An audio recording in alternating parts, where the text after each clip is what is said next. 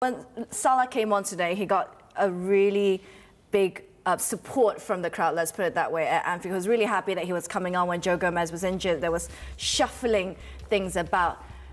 But looking at his performance here today, he had a message to send as well to some degree, didn't he, Andros? And do you think he sent a positive message?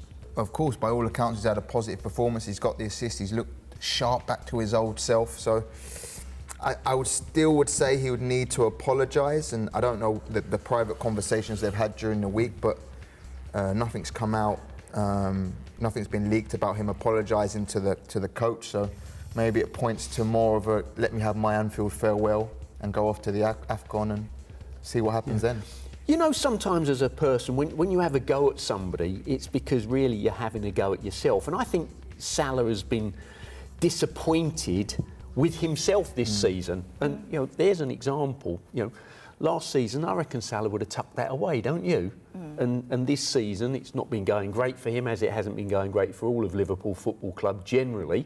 And he's missed a golden opportunity there. That's nobody else's fault other than Salah's fault. Well, considering the fact that he is in the squad, they've had that chat apparently, because Arne Slot says, you know, I'll go talk to Salah in a bit. And he's the first substitution that came on after the injury. Do you think that suggests potentially that things are settled now? I don't know. As a manager, what would those conversations be like? How would it go? Well, from Liverpool's perspective, I hope it has started to settle down a little bit. Personally, I want to see Mo Salah playing in the English Premier League.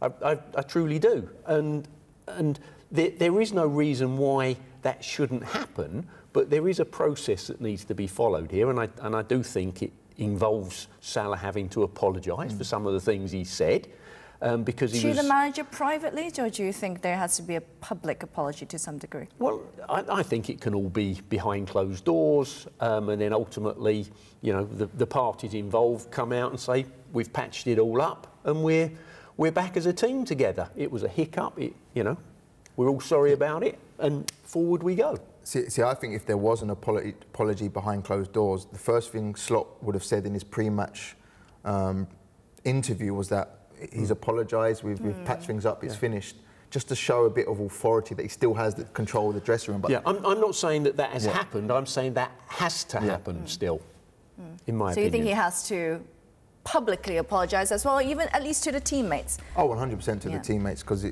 what he said is what he felt, but in a way he's saying that maybe other players haven't been good enough, other players should have been dropped instead of him.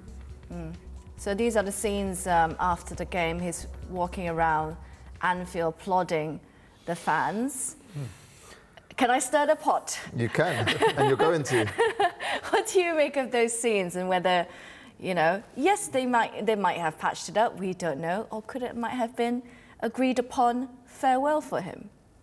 I honestly don't know. It looks like a farewell there, or it could just be thank you for your continued support and for backing me and for trusting me, and I'll see you in a few months, or I don't know. It's hard to tell.